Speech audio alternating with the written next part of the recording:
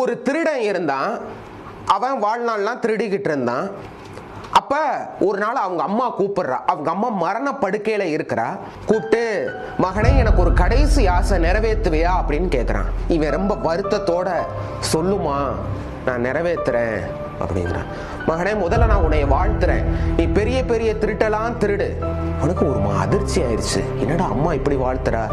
ஆனா நீ எனக்கு ஒரே ஒரு சத்தியம் மட்டும் செஞ்சு கொடுக்கணும். என்னன்னா, வாழ்நாள்ல நீ பொய் மட்டும் சொல்லக்கூடாது. இவனுக்கு அதிர்ச்சியா இருந்தது. ஒரு திருடன் பொய் சொல்லாம இருக்க முடியுமா? ஆனா அம்மாவனுடைய கடைசி ஆசை. என்ன பண்ண? சரிம்மா அப்படின்னு சொல்லிட்டு அவன் அந்த சத்தியத்தை நிறைவேற்றுறான். சத்தியம் பண்ணி கொடுத்துட்றான். அம்மா இறந்து போயிட்டா, காரியங்கள்லாம் முடிஞ்சது. அப்ப இவன் வழக்கம் போல திருட ஆரம்பிக்கணும்ல. அப்ப ஒரு நாள் இரவு இவன் திருட போறான். ஒரு அரண்மனைக்கு வெளியே நிக்கிறான். எப்படி எப்படிலாம் திருடலான்னு சொல்லிட்டு யோசிக்கிட்டு இருக்கிறான். அப்போ ஒரு குதிரையில ஒருத்தர் வராரு. குதிரையில வந்த போது இந்த திருடனை பார்த்து கேட்கிறாரு, எங்க போற, என்ன செய்ய போற, யார் நீ அப்படின்னு கேட்கிறாரு. இவன் தான் பொய் சொல்ல மாட்டானே, நான் திருட போறேன், இந்த அரண்மனையில போய் திருட போறேன் அப்படிங்கிறான். ஓ அப்படியா, நானும் திருடத்தான் வந்து இருக்கிறேன், நம்ம 2 பேரும் சேர்ந்து போய் திருடுவோமா அப்படின்னு கேட்டான். சரி ஓகே, இப்ப என்ன அப்படின்னு சொல்லிட்டு 2 பேரும் சேர்ந்து திருட போறாங்க. அப்ப அந்த குதிரையில வந்தவன் என்ன சொல்றான், நான் வெளியே நின்று பாதுகாத்துக்கிறேன், யாராவது வாராங்களா அப்படின்னு சொல்லிட்டு நான் பாக்குறேன், நீ உள்ள போய் திருடு, திருடுறதா ஆளுக்கு பாதி பங்கு வச்சுக்கலாம் அப்படிங்கிறான். இவனுக்கு இது சரின்னு பட்டது. சரி ஓகே, நீ வெளியே இரு, நான் பாத்துக்கிறேன் அப்படின்னு சொல்லிட்டு இவன் வெளியே நிக்கிறான். அந்த குதிரையில வந்தவன் திருடன் உள்ள போறான். உள்ள போய் பெட்டியை திறக்கிறான். அந்த கஜானா இருக்கக்கூடிய அந்த பெட்டியை திறக்கிறான். பெட்டியை திறந்தா 3 வைரக்கல் இருக்குது.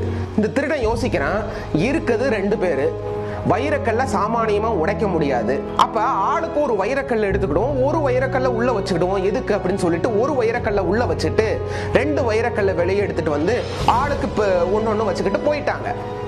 மறுநாள் இது அரசருக்கு தெரியுது. இன்வெஸ்டிகேஷன் நடக்குது. அமைச்சரை விட்டு கசானால எவ்வளவு திருடப்பட்டதுன்னு கணக்கெடுத்துட்டு வா அப்படிங்கிறாரு. இந்த அமைச்சர் போறாரு. போய் பெட்டியை திறக்கிறாரு. பெட்டியை திறந்தா ஒரு வைரக்கல் உள்ள இருக்குது. இந்த அமைச்சருக்கு ஆசை வந்துருச்சு. என்னன்னா, திருடுறது திருடப்பட்டது, எப்படியோ திருடிட்டாங்க, இந்த ஒரு வைரக்கல் நம்ம எடுத்து வச்சுக்கிடுவோம், அரசருக்கு தான் தெரிய போறது இல்லையே, ஒரு வைரக்கல் நம்ம எடுத்து வச்சுக்கிட்டு இந்த திருட்டு பழைய அந்த திருட மேலேயே போட்டுடலாம், திருடுது எல்லாமே திருடப்பட்டது நம்ம சொல்லிடலாம் அப்படின்னு சொல்லிட்டு இந்த ஒரு வைரக்கல் அமைச்சர் எடுத்து வச்சுக்கிட்டு அரசர்கிட்ட போய், அரசரே 3 வைரக்கலும் திருடப்பட்டுச்சு அப்படின்னு சொல்லிட்டாரு. உடனே ஊர் மக்கள் எல்லாத்தையும் கூப்பிடுறாரு அரசர். ஒவ்வொரு ஆள்கிட்டயா இன்வெஸ்டிகேஷன் நடக்குது. அப்ப இந்த ஊர்ல இருந்து திருடனும் இருக்கிறான், அவனும் வாரான். அவனு வந்தோடனே அவன்கிட்ட இன்வெஸ்டிகேஷன் நடக்குது. என்ன நீ திருடனையா அப்படின்னு சொல்லி அந்த திருடன்ட்ட கேட்கறாங்க. ஆமா சாமி, நான் தான் திருடினேன். ஏன்னா இவன் தான் பொய் சொல்ல மாட்டானே, நான் தான் திருடினேன். எவ்வளவு திருடினேன் அப்படின்னு கேட்கிறாரு அரசர். 2 வைரக்கல் எடுத்தேன். இந்த அமைச்சர் இருந்துகிட்டு உடனே, இல்ல பொய் சொல்றான், இவன் 3 வைரக்கல்லும் எடுத்திருக்கிறான், இவன் பொய் சொல்றான் அப்படிங்கிறான். இல்ல அரசே, நான் 2 வைரக்கல் தான் எடுத்தேன் அப்படின்னு இந்த திருடன் சொல்றான். அமைச்சர் வந்து 3 வைரக்கல் எடுக்கிற. இப்படி மாத்தி மாத்தி 2 பேரும் சொல்லிக்கிட்டே இருக்கிறாங்க. டக்குன்னு அந்த அரசர் சொன்னாரு, அவன் 2 வைரக்கல் தான் எடுத்தான் அப்படிங்கிறாரு. எல்லாத்துக்கும் திகைப்பா இருந்தது. எப்படி இப்படி சொல்றாரு?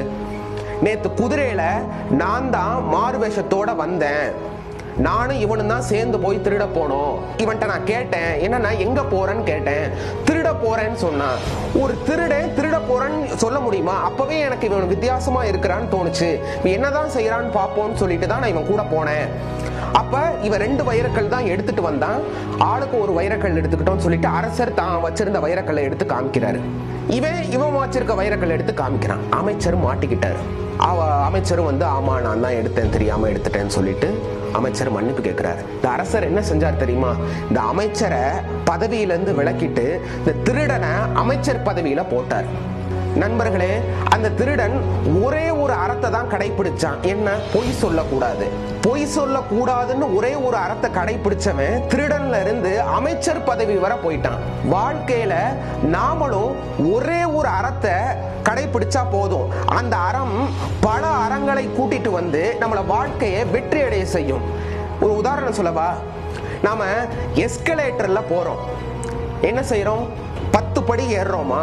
கிடையாது. ஒரே ஒரு படியில தான் ஏறி நிக்கிறோம். அதுவே தானா மேல வர கொண்டு போயிருது. நண்பர்களே, வாழ்வும் அப்படித்தான். வாழ்க்கையில ஒரே ஒரு அறத்தை கடைபிடித்தோம்னா அந்த அறம் சார்ந்து வரக்கூடிய நன்மை நம்மளுடைய வாழ்வை உயர்வடை செய்யும். தமிழ்ல கடைப்பிடிப்புன்னு ஒரு வார்த்தை இருக்குது. என்ன அர்த்தம்? ஒரு செயலை அல்லது ஒரு அறத்தை கடைசி வரை நழுவாமல் இறுகி பிடிப்பது. அந்த அறத்தை எக்காரணத்தை கொண்டும் நான் விடமாட்டேன் என்ற ஒரு துணிவோட இறுகி பிடித்தால் அந்த அறம் சார்ந்த நன்மை நம்மளுடைய வாழ்வை உயர்வடை செய்யும். நண்பர்களே, ஒரு அறத்தை இறுக பிடிப்போம், வாழ்வு உயர்வடையும். அறிவை விரிவு செய்வோம், அகண்டமாக்குவோம்.